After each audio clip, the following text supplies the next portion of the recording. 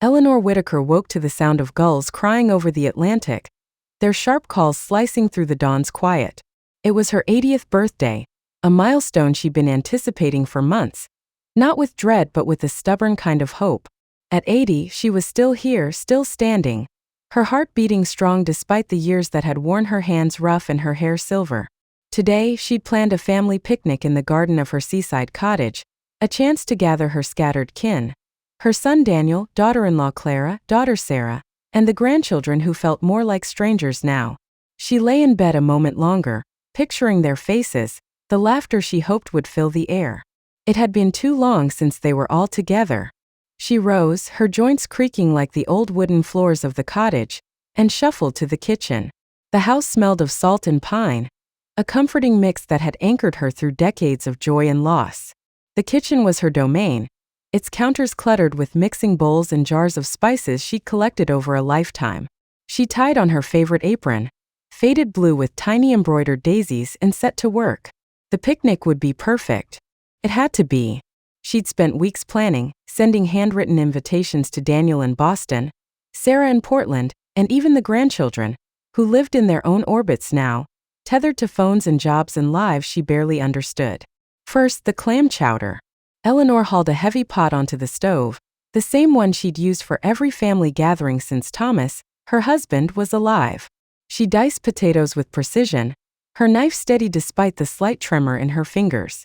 The clams, fresh from the market, glistened as she rinsed them, their briny scent filling the room. She hummed an old folk tune, one Thomas used to sing, as she stirred in cream and thyme. The chowder was her signature, a recipe passed down from her mother, and she imagined her grandchildren spooning it into bowls, their eyes bright with nostalgia. "Grand's chowder," they'd say, smiling. She could almost hear it. Next, the pies. Blueberry for Daniel, who'd loved it as a boy, and apple for Sarah, who'd once spent a whole afternoon helping Eleanor peel apples, giggling over the curls of skin. She rolled out dough, her hands moving with muscle memory, and crimped the edges just so. The oven's warmth spread through the kitchen, chasing away the morning chill. She baked a dozen cornbread muffins too for Clara, who'd once raved about them at a Thanksgiving long ago. Every dish was a thread, weaving her family back to her, back to this house where they'd once been whole. By noon, the kitchen was a symphony of aromas, savory chowder, sweet pies, and the tang of lemonade she'd squeezed herself. Eleanor stepped outside to the garden, where the picnic table waited under the shade of a gnarled oak. The sea sparkled beyond the fence, its waves a soft rhythm against the cliffs. She spread a checkered tablecloth, smoothing it with care, and arranged the dishes, the chowder in a tureen, the pies on stands, muffins in a basket lined with a cloth napkin. She'd strung fairy lights through the oak's branches, their tiny bulbs catching the sunlight. It was beautiful, a scene from a dream she'd held since Thomas died 10 years ago, when the family began to drift. She checked her phone, a clunky thing she barely understood, for messages. Nothing. Not a text, not a call. She frowned, brushing off the unease. They were busy, that's all. Daniel with his law firm, Clara with her charity boards, Sarah with her art gallery. The grandchildren, Lila, Ethan, and Mia, were probably caught up in college or work. They'd come. She'd sent the invitations a month ago, followed up with calls. Sarah had promised, "We'll be there, Mom." Daniel had said, "Wouldn't miss it, Ma." Clara had been vaguer, but that was Clara, always polite, never warm. At 1 o'clock, Eleanor changed into a pale green dress, one Thomas had loved, and pinned her hair up. She stood at the garden gate, scanning the winding road that led to the cottage. The air was warm, the July sun high, and bees buzzed lazily in the lavender she planted years ago. She waited, her heart a mix of excitement and nerves. By 2, the excitement began to curdle. She checked her phone again. Still nothing. She called Daniel, then Sarah, then Lila. Voicemail each time. Maybe they're driving, she told herself, ignoring the tightness in her chest. She sat at the picnic table, the chowder cooling, the ice in the lemonade melting into pools. 3 o'clock came and went. The gulls circled overhead, their cries mocking now. Eleanor's hands fidgeted with the tablecloth, her eyes fixed on the empty road. She tried to picture them. Daniel's car pulling up, Sarah's laugh as she stepped out, the grandkids piling out with hugs. But the road stayed silent, the garden empty except for the hum of insects and the distant crash of waves. She poured herself a glass of lemonade, the tartness sharp on her tongue, and forced herself to eat a muffin. Tasted like dust. By 4, the truth settled in, heavy as the untouched tureen. They weren't coming. Not one of them. Not Daniel, who'd promised to bring Clara and the kids. Not Sarah, who'd sworn she'd drive down from Portland. Not even Lila, who'd always been Eleanor's favorite, the one who'd written her letters from college until they stopped a year ago. The fairy lights swayed in the breeze, their glow dimming as the sun sank. Eleanor's chest ached, a pain deeper than disappointment. It was betrayal raw and sharp, though she couldn't yet name it. She opened her phone again, scrolling through the family group chat. No messages since her reminder last week. Desperate for some connection, she tapped on Sarah's social media, a platform she barely navigated. There it was, posted an hour ago. A photo of a fluffy golden retriever, a red bow around its neck. Sarah's caption read, "Meet our new family member. Welcome, Biscuit." The post had dozens of likes, comments from strangers gushing over the dog. Eleanor stared, her throat tight. Sarah had adopted a dog today. While Eleanor sat alone, her daughter was celebrating a pet, not her mother's 80th birthday. The sting was visceral like a slap. She set the phone down, her hands shaking. The chowder was cold now, the pies untouched, their crusts sagging. She stood, her knees wobbling, and walked to the edge of the garden, where the cliff dropped to the sea. The waves churned below, gray and restless, mirroring the storm in her heart. She'd given everything to her family. Years of love, sacrifice, the cottage that held their memories. And they couldn't even show up. Eleanor returned to the house, the silence oppressive. She began clearing the table, her movements mechanical. As she stacked plates, she thought of the past, of the years after Thomas's death. Daniel had moved to Boston, his visits dwindling. Sarah had thrown herself into her gallery, her calls growing brief. The grandchildren sent texts now and then, but they were polite, distant, like notes to a stranger. Had she missed something? Had there been signs she'd ignored? She carried the tureen inside, its weight grounding her. In the kitchen, she noticed a drawer ajar, one she rarely opened. It was Thomas's drawer, where he'd kept odds and ends, receipts, old keys, a few letters. On impulse, she pulled it open, sifting through the clutter. Her fingers brushed an envelope, yellowed with age, her name scrawled in Thomas's handwriting. Her breath caught. She hadn't seen this before. Why hadn't he given it to her? She sat at the kitchen table, the envelope trembling in her hands. It was sealed, the paper brittle. She hesitated, the weight of the day pressing down. What could Thomas have written that he hadn't told her in their 40 years together? They'd shared everything, or so she'd thought. With a knife, she slit the envelope open, unfolding a single sheet. His words were steady, deliberate. "Ellie, if you're reading this, I'm gone, and you've found yourself alone. There's something about the kids I never told you. I couldn't. It's about the money and what they did. Forgive me for keeping it quiet. I thought it would protect you." Eleanor's heart thudded. Money? What had Daniel and Sarah done? And why had Thomas hidden it? The letter was vague, maddeningly so, but it cracked open a suspicion she'd buried under years of love. Her family's absence today wasn't just neglect. It felt coordinated, deliberate, a betrayal woven into years of small slights. She folded the letter, her resolve hardening. She'd spent her life waiting for them to come back to her. No more. Tomorrow she'd find answers about the money, the secret, and why her family had left her alone on her 80th birthday. The sea roared outside, and Eleanor sat in the dark, the fairy lights flickering out one by one. Eleanor woke to a world that felt heavier than it had the day before. Her 80th birthday had passed in silence, the picnic table in her garden left untouched, the chowder cold, the pies sagging under their own weight. The fairy lights she'd strung through the oak tree still hung there, mocking her with their dim glow. She lay in bed, the ache in her chest sharper than any physical pain she'd known. Her family, Daniel, Clara, Sarah, the grandchildren, hadn't come. Not one of them. And Sarah's social media post, that careless photo of a dog named Biscuit, had cut deeper than their absence. It was as if her daughter had chosen a pet over her mother's milestone.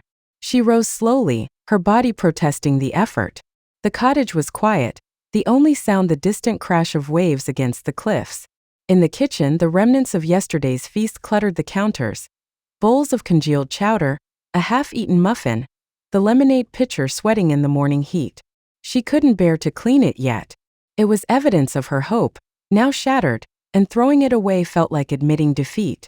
Instead, she turned to the letter she'd found last night, the one from Thomas, her late husband, hidden in a drawer she hadn't touched in years. She sat at the kitchen table, the envelope in her hands, its edges brittle with age. Thomas's handwriting, steady, deliberate, stared back at her. Ellie. She hadn't opened it again since last night, afraid of what more it might reveal. His words had been vague but chilling. There's something about the kids I never told you. I couldn't. It's about the money and what they did. What money? What had Daniel and Sarah done? And why had Thomas, her partner of 40 years, kept it from her? She slit the envelope open again, her fingers trembling. The letter was short, too short for the weight it carried. Thomas wrote of his love for her, his fear of burdening her in his final days. He mentioned a decision Daniel and Sarah made, something about money that changed things. He didn't specify, only urged her to look closer, if she ever felt alone. Eleanor's heart thudded. She'd always trusted her children, even when their visits grew rare, their calls brief. But this hinted at a betrayal she hadn't imagined. She stood, needing movement to shake the fog of hurt.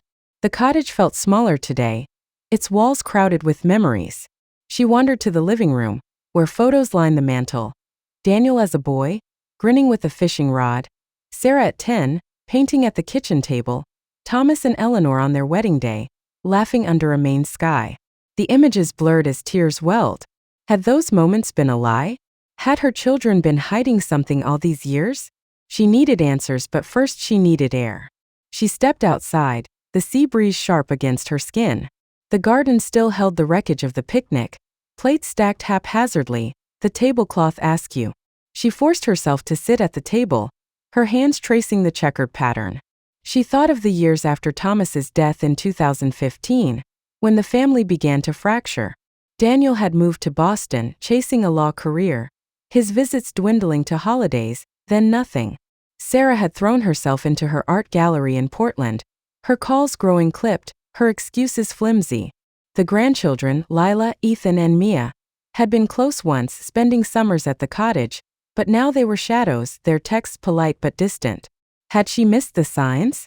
She remembered small moments, a tense phone call between Daniel and Thomas years ago, Sarah's sudden coldness after a family dinner, Clara's evasive smiles when asked about her life. Eleanor had chalked it up to grief, to life pulling them in different directions. But Thomas's letter suggested something deliberate, something hidden. She returned to the house, her resolve hardening. If there was a secret, she'd find it. She began in Thomas's study, a room she'd avoided since his death. The desk was cluttered with papers, old books, and a typewriter he'd loved. She opened drawers, sifting through receipts and faded notes. In the bottom drawer, under a stack of tax forms, she found a bank statement from 2014, the year before Thomas died. It showed a withdrawal of $50,000, a sum she'd never known about. Her breath caught. Thomas had handled their finances, but they'd always discuss big decisions. Why had he hidden this? She scanned the statement, her eyes catching a note in Thomas's handwriting. For the trust. Trust? They'd never set up a trust, or so she thought. Her mind raced. Was this the money he'd written about? Had Daniel and Sarah taken it, betrayed their own father? She needed more, but the study yielded nothing else. She sat back, the statement in her lap, her thoughts spiraling. The money was a thread, and she'd pull it until the truth unraveled. Needing a break, Eleanor walked to her neighbor Mabel's house, a small bungalow 2 doors down. Mabel, a nosy but kind retiree, had lived in the town as long as Eleanor. She knocked and Mabel answered, her eyes bright with curiosity. "Ellie, you look like you've seen a ghost. Come in, come in." The kitchen smelled of coffee and cinnamon, and Mabel poured her a mug without asking. "I need to ask you something," Eleanor said, her voice steady despite the turmoil inside. "Did you hear anything about my family yesterday? Why they didn't come?" Mabel's face softened, but her eyes darted away. "Oh, Ellie, I didn't want to upset you. But I heard something from Clara's friend Susan at the market. Clara's been saying you're not yourself lately. Forgetful, you know? She told folks you might have mixed up the picnic date. Eleanor's stomach twisted. Forgetful? I sent invitations. I called them all. Mabel nodded, her lips tight. I know, dear. But Clara's been, well, she's been talking. Said it's why they didn't show. Didn't want to worry you. The words landed like a blow. Clara, her daughter-in-law, was spreading lies about her mental state? It wasn't just neglect, it was calculated. A way to dismiss her to justify their absence. Eleanor's hands clenched around the mug. That's not true, she whispered. I'm fine. I know you are, Mabel said, patting her hand. But Clara's got a way of twisting things. Always has. Eleanor left Mabel's house, her mind churning. Clara's rumors felt like a deeper betrayal than the missed picnic. Was she trying to isolate Eleanor to keep the family away? And what did it have to do with the money? Back home, she pulled out the bank statement again, her eyes scanning the numbers. The $50,000 withdrawal was dated a month before Thomas's death.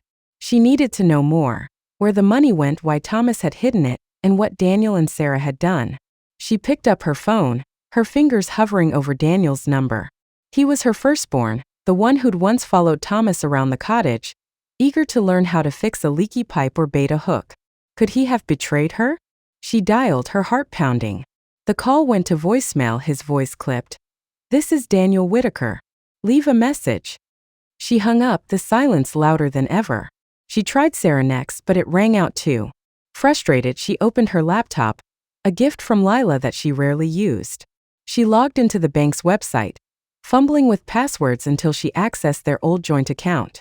The records were sparse, but she found a transaction linked to the $50,000. A transfer to an account she didn't recognize. Her pulse quickened. Was this the trust? Had Daniel or Sarah accessed it? The day slipped into evening, the cottage growing dark. Eleanor sat at the kitchen table, the bank statement and Thomas's letter side by side. The pieces didn't fit yet, but they pointed to something ugly. A secret her children had kept, a betrayal Thomas had shielded her from. She thought of Sarah's dog, Biscuit, a trivial act that now felt like a deflection, a way to distract from whatever she was hiding. And Clara's rumors, they weren't just gossip. They were a strategy, a way to keep Eleanor in the dark. She stood, her resolve stealing. Tomorrow she'd go to Boston. She'd confront Daniel and Clara, demand answers about the money, the trust, and why they'd abandoned her. She'd spent years waiting for her family to come back to her, but no more. The sea roared outside, its rhythm steady, unyielding. Eleanor felt a spark of something new, anger, yes, but also determination. She wasn't just a mother, a widow, a forgotten old woman. She was Ellie Whitaker, and she'd uncover the truth, no matter how much it hurt. Eleanor Whitaker gripped the steering wheel of her ancient Volvo. The engines hum a steady companion as she drove south from her main cottage toward Boston. The morning was gray, the sky heavy with clouds that mirrored the storm in her heart. It was July 13, 2025, 2 days after her 80th birthday, a day that should have been filled with family laughter, but instead left her alone at a picnic table laden with untouched food. Her family, son Daniel, daughter-in-law Clara, daughter Sarah, and grandchildren Lila, Ethan and Mia, hadn't shown up. Worse, Sarah's social media post about adopting a dog named Biscuit had stung like a slap, a trivial act that underscored their indifference. And then there was Thomas's letter, found in a dusty drawer, hinting at a secret about money and what the kids did. Yesterday, a bank statement revealed a $50,000 withdrawal Thomas had made before his death in 2014, tied to a mysterious trust. Eleanor's neighbor Mabel had added fuel to the fire, revealing Clara's rumors about Eleanor's supposed forgetfulness, a lie to justify the family's absence. Eleanor's hands tightened on the wheel, her knuckles pale. She wasn't forgetful. She'd planned the picnic meticulously, sent invitations, called everyone.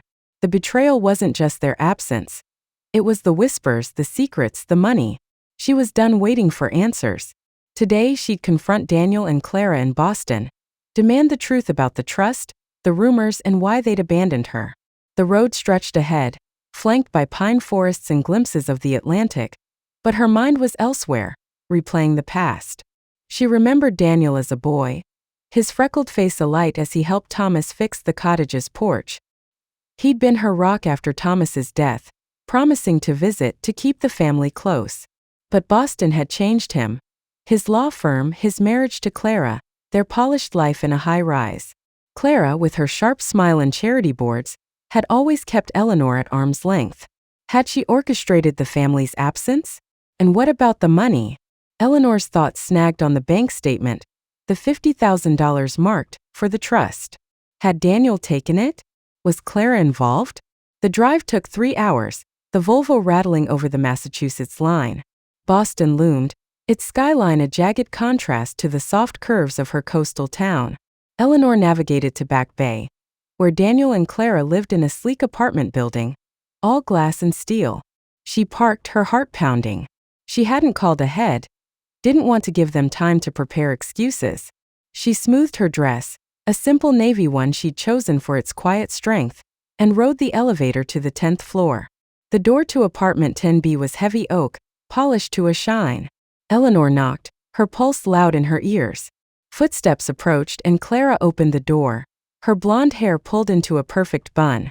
Her smile was polite but strained, her eyes flickering with surprise. "Eleanor? What are you doing here?" "I need to talk to you and Daniel," Eleanor said, her voice steady despite the tremor in her hands. "About the picnic. And other things." Clara hesitated, then stepped aside. "Of course. Come in. Daniel's in his office, but I'll get him." The apartment was pristine, all white walls and modern furniture, a far cry from the cozy clutter of Eleanor's cottage. A photo on the console table caught her eye. Sarah smiling beside a man Eleanor didn't recognize, his arm around her. The image unsettled her. Sarah hadn't mentioned a boyfriend. Was this another secret? Daniel appeared, his tie loosened, his face tired. At 52, he looked older than Eleanor remembered, his hair graying at the temples. "Ma? Why didn't you call?" His tone was warm but guarded, his eyes avoiding hers. "I didn't think I needed an appointment to see my son," Eleanor said, sitting on a leather couch that felt too stiff. "Why didn't you come to the picnic, Daniel? Any of you?" Clara sat beside Daniel, her hands folded neatly. "It was a mix-up, Eleanor. I thought we discussed moving it to next weekend. I'm so sorry." Eleanor's eyes narrowed. "I sent invitations. I called. You said you'd be there." Daniel shifted, rubbing his neck. "Work's been crazy, Ma. A big case. I meant to call, but a case." Eleanor's voice sharpened. "You couldn't spare an hour for your mother's 80th birthday? None of you could?" Clara's smile faltered. "We didn't mean to hurt you. We thought you'd understand. You've been forgetful lately. We didn't want to overwhelm you." The words hit like a blade. Mabel's warning echoed, Clara's rumors about her mental state. "I'm not forgetful," Eleanor said, her voice low but firm. "I planned everything. The chowder, the pies, the lights. You lied to people, Clara. Said I got the date wrong." Clara's face reddened, but she didn't deny it. Daniel looked at his wife, then back at Eleanor, his jaw tight. "Ma, let's not do this. We messed up, okay? Can we move on?" "No," Eleanor said, her heart racing. "I found a letter from your father. He said you and Sarah did something. About money. A trust. I found a bank statement too, $50,000 gone before he died." "What did you do, Daniel?" The room went still. Clara's eyes flicked to Daniel, who froze, his face paling. "What letter?" he asked, his voice barely above a whisper. "Don't play dumb," Eleanor said. "Thomas wrote it. Said you and Sarah made a decision that changed things. What was it?" Daniel stood, pacing to the window. "Ma, you're digging up old ghosts." Dad was sick, confused. "There's no trust." "Then why's there a $50,000 hole in our account?" Eleanor pressed, her voice rising. "Why did he hide it from me?" Clara cut in, her tone sharp. "Eleanor, you're upset. Let's talk later when you're calmer." "I'm calm," Eleanor snapped. "And I'm not leaving until you tell me the truth." Daniel sighed, running a hand through his hair. "It's complicated, Ma. Dad set up a fund, okay? For the kids, Lila, Ethan, Mia. He didn't want you worrying about it. But it's gone. Market crash, bad investments. That's all." Eleanor's stomach twisted. His words felt rehearsed, too smooth. Bad investments? Or did you take it, Daniel? He flinched, his eyes darting away. Don't do this. You're tired. Let us drive you home. I drove myself, Eleanor said, standing. And I'm not tired. I'm awake for the first time in years. She grabbed her purse, her gaze lingering on the photo of Sarah and the stranger. Who's that with Sarah? Clara hesitated. A friend. Nobody important. Eleanor didn't believe her. She left the apartment, her mind racing. Daniel's evasion, Clara's lies, the photo. They were pieces of a puzzle she didn't yet understand. Back in her Volvo, she drove to a nearby diner, needing space to think. Over a cup of weak coffee, she opened her phone and called Sarah. This time her daughter answered. Mom. Sarah's voice was tentative. What's wrong? Why didn't you come to the picnic? Eleanor asked, her voice raw. And don't lie. I know about Clara's rumors. And I know about the money. Sarah was silent for a long moment. I'm sorry about the picnic. I got caught up. The dog biscuit, it was impulsive. I was stressed. Stressed about what? Eleanor pressed. The trust? The $50,000? Sarah gasped. How do you know about that? Thomas left a letter. What did you and Daniel do, Sarah? It's not what you think, Sarah said quickly. Daniel handled it. I didn't want any part of it. Talk to him. I did, Eleanor said. He lied. So are you. Sarah's voice broke. Mom, please. I'll come see you. We'll talk. Just don't hate me. Eleanor hung up, her heart heavy. Sarah's guilt was clear, but so was her deflection. Back at the cottage that night, she dug deeper, finding more bank records in Thomas's study. A document confirmed the trust fund, set up for the grandchildren, but it showed withdrawals, large ones, signed by Daniel and Sarah. Her children had taken the money, betrayed their father's wishes, and now they were lying to her face. As she sat in the dark, the sea roaring outside, a text from Mabel lit up her phone. Check the attic. Thomas left something for you. Eleanor's breath caught. The attic? She hadn't been up there in years. Whatever Thomas had hidden, it was another piece of the truth she'd uncover, no matter how much it hurt. Eleanor stood at the base of the attic stairs, the narrow wooden steps disappearing into the dark above. Her heart thudded, not from exertion but from the weight of Mabel's text, received last night after her tense confrontation with Daniel and Clara in Boston. Check the attic. Thomas left something for you. It was July 15, 2025, 4 days since her 80th birthday, when her family, son Daniel, daughter-in-law Clara, daughter Sarah, and grandchildren Lila, Ethan, and Mia, failed to show for the picnic she'd painstakingly planned. The sting of their absence lingered, sharpened by Sarah's flippant social media post about adopting a dog named Biscuit and the deeper betrayal hinted at in Thomas's letter, which spoke of money and what the kids did. Yesterday's trip to Boston had yielded only evasions from Daniel, lies from Clara about Eleanor's supposed forgetfulness, and a troubling photo of Sarah with an unknown man. Bank records confirmed a $50,000 trust fund withdrawal, signed by Daniel and Sarah, a secret they'd kept from her for years. The attic. Eleanor hadn't climbed those stairs since Thomas's death 10 years ago. The cottage's attic was a repository of memories, old furniture, boxes of childhood keepsakes, Thomas's fishing gear. She gripped the banister, her knuckles pale, and took the first step. The wood creaked under her weight, the sound echoing in the quiet house. The air grew musty as she ascended, the scent of dust and time wrapping around her. At the top, she flicked on a bare bulb, its weak light casting shadows across the cluttered space. Trunks and cardboard boxes lined the walls, their surfaces coated in a decade's worth of grime. A single window, clouded with cobwebs, let in a sliver of gray morning light from the stormy Maine sky outside. She didn't know what she was looking for, only that Mabel's text felt like a beacon. Thomas had hidden something here, something tied to the trust, the money, the betrayal. She started with a trunk near the window, its hinges rusted. Inside were old quilts, their patterns faded but familiar, her mother's handiwork, stitched during long winters. She lifted them carefully, her fingers brushing something solid beneath. A wooden box, no bigger than a shoebox, its lid carved with a simple wave design. It was locked, a small padlock glinting in the dim light. Her breath caught. This was it, Thomas's secret. She searched the attic for a key, her hands sifting through dusty crates and forgotten drawers. Memories flooded her. Daniel at 6 hiding up here during a game of hide and seek, giggling behind a trunk. Sarah at 12 reading in the attic's quiet, her nose buried in a book. Those children were gone, replaced by adults who'd taken money meant for their own children, who'd lied to her face. She found a rusted tin of keys under a pile of Thomas's old fishing magazines, her fingers trembling as she tried each one. The third key clicked, and the padlock fell open. Inside the box were letters, a stack of photos, and a leather-bound journal, its pages yellowed.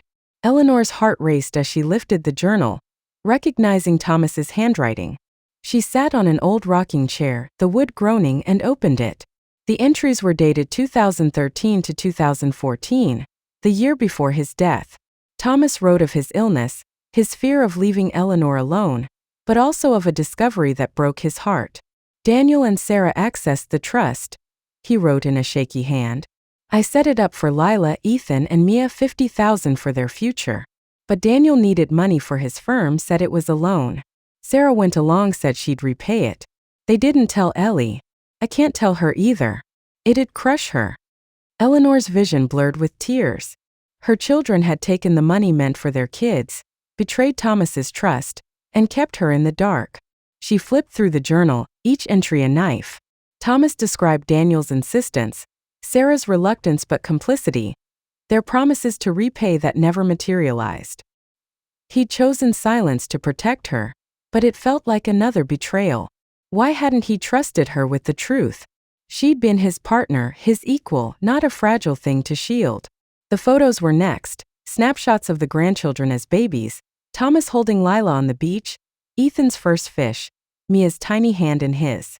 Tucked among them was a letter, addressed to her in Thomas's hand, dated a month before his death. Ellie, it began. If you find this, you know about the trust. I'm sorry I didn't tell you. I thought I was saving you pain. Daniel and Sarah love you, but they're lost. Don't let their mistakes break you. You're stronger than you know. Tears fell onto the paper, smudging the ink. She clutched it, anger and grief warring inside her. She returned to the journal, reading until the light faded. Thomas detailed meetings with Daniel, his son's excuses about temporary loans, Sarah's tearful apologies. But one entry chilled her. Clara pushed them. She knew about the trust, wanted the money for their lifestyle. She's keeping Ellie at a distance, spreading stories. I can't stop her. Clara. Eleanor's blood ran cold. Her daughter-in-law's lies about her mental state weren't just gossip. They were a calculated move to isolate her, to cover the theft. Eleanor closed the journal, her hands shaking. She needed to confront Sarah to hear her side. She drove to Portland that afternoon, the hour-long trip a blur of rage and sorrow. Sarah's apartment was in a trendy loft, all exposed brick and modern art. Sarah answered the door, her face pale, Biscuit yapping at her feet. Mom? What's wrong? I found Thomas's journal, Eleanor said, stepping inside. The trust. The money you and Daniel took. Clara's lies. Why, Sarah? Sarah's eyes widened, and she sank onto a couch, Biscuit curling beside her. I didn't want to, Mom. Daniel said it was temporary for his firm. Clara said it was fine, that Dad would understand. I was weak. I'm sorry. Sorry. Eleanor's voice broke. You stole from your own children. And Clara. She's been telling people I'm losing my mind. Was that your idea too? No. Sarah cried, tears streaming. That was Clara. She wanted to keep you away, to stop you asking questions. The dog. I got Biscuit because I was guilty, drowning in it. I couldn't face you. Eleanor's heart ached, but her anger held firm. You should have faced me. I'm your mother. Sarah sobbed, but Eleanor felt a shift inside her. She wasn't just a mother betrayed. She was a woman who'd been underestimated. Back at the cottage that night, she sat at her desk, the journal and letter beside her. She called her lawyer, a kind man named Henry who'd known Thomas. I want to rewrite my will, she said. Daniel and Sarah are out. The cottage, my savings, everything goes to Lila, Ethan, and Mia. Henry hesitated. Are you sure, Ellie? This is big. I'm sure, she said, her voice steady. They made their choices. She hung up, then began drafting a letter to her grandchildren, her hand steady despite the pain. "Your parents took something meant for you," she wrote. "But I'm here and I love you. Come to the cottage when you're ready." She sealed the envelopes, her heart lighter. The betrayal had broken her, but it had also freed her. She'd reclaim her family on her terms. Eleanor Whitaker stood in her kitchen, the scent of chamomile tea mingling with the salt air drifting through the open window. It was July 20th, 2025, 9 days since her 80th birthday, when her family, son Daniel, daughter-in-law Clara, daughter Sarah, and grandchildren Lila, Ethan, and Mia, failed to attend the picnic she'd poured her heart into. The betrayal had deepened with each discovery. Sarah's flippant adoption of a dog named Biscuit, a $50,000 trust fund stolen by Daniel and Sarah, Clara's lies about Eleanor's mental state, and Thomas's hidden journal revealing his silence. But the addict's truth had shifted something in Eleanor. She'd rewritten her will, cutting out Daniel and Sarah, leaving everything to her grandchildren. Today, she wasn't hosting a grand picnic but a quiet tea for Lila, Ethan, and Mia, a chance to share the truth and rebuild what their parents had broken. The cottage was alive with small preparations. Eleanor set out a tray of scones, blueberry, like the ones Lila loved as a child, and a teapot painted with daisies, a wedding gift from Thomas. The living room was cozy, its walls lined with photos of happier times. Lila's first summer at the cottage, Ethan's gap-toothed grin, Mia's tiny fingers clutching seashells. Eleanor had mailed letters to her grandchildren days ago, inviting them and hinting at the truth about the trust fund. She didn't know if they'd come, but hope flickered in her chest, fragile but stubborn. At noon, a car crunched on the gravel drive. Eleanor's heart leaped. She opened the door to find Lila, now 22, her dark hair pulled into a messy bun. Ethan, 20, followed, his lanky frame filling the doorway, and Mia, 18, trailed behind, her eyes shy. "Gran," Lila said, her voice soft, and hugged Eleanor tightly. The warmth of it nearly broke her. "You came," Eleanor whispered, her throat tight.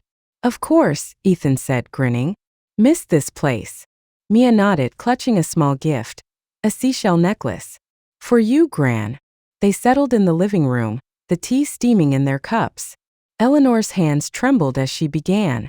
"I need to tell you about your parents, and your grandfather's trust." She recounted the picnic's emptiness, Thomas's journal, the $50,000 meant for their futures, and Daniel and Sarah's betrayal. The grandchildren listened, their faces shifting from shock to anger. "Dad took it?" Lila asked, her voice breaking. "For his firm." "And Mom went along?" Ethan added, his fists clenched. Mia's eyes filled with tears. "Why didn't they tell us?" Eleanor reached for their hands.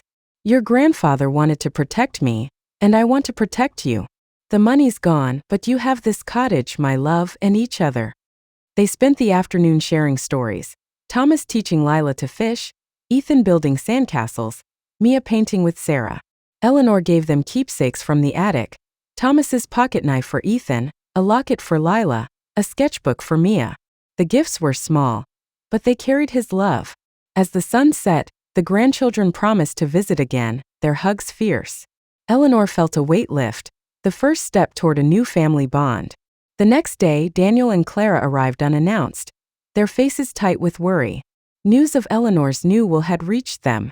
"Ma," Daniel said, standing in the kitchen, "you can't cut us out. We're family." "You stole from your children," Eleanor said, her voice steady. "You lied, let Clara spread rumors about my mind. Family doesn't do that." Clara's eyes flashed. "We were protecting you, Eleanor. You're not yourself." "Stop," Eleanor said, her tone cold. "I'm done with your lies. You don't come here unless I invite you." Daniel's shoulders slumped. "I'm sorry, Ma. I'll make it right." "Then start with your kids," Eleanor said. "Tell them the truth." They left, the air heavy with unspoken words. Eleanor knew reconciliation might come, but not yet. She needed boundaries, a line drawn in the sand. Sarah arrived the following morning, Biscuit in tow. Her face was drawn, her eyes red from crying. "Mom, I'm so sorry," she said, her voice breaking. "I was weak. I let Daniel and Clara pull me in." Eleanor studied her daughter, seeing the girl who'd once painted at her side. "You hurt me, Sarah, but you're here. That's a start." They walked to the cliff's edge, Biscuit scampering ahead. The sea churned below, its rhythm steady. Sarah spoke of her guilt, her fear of losing Eleanor. "I want to try again," she said. "No secrets." Eleanor nodded, her heart softening. "Small steps, Sarah. Bring biscuit next time. We'll walk." That night, Eleanor sat by the sea, the stars bright above. She was 80, scarred by betrayal but not broken. She'd lost her children's trust but gained her grandchildren's love and her own strength. She planned a solo trip to Nova Scotia, a place Thomas had loved, a symbol of her independence. The cottage stood behind her, a beacon of resilience. She wasn't alone.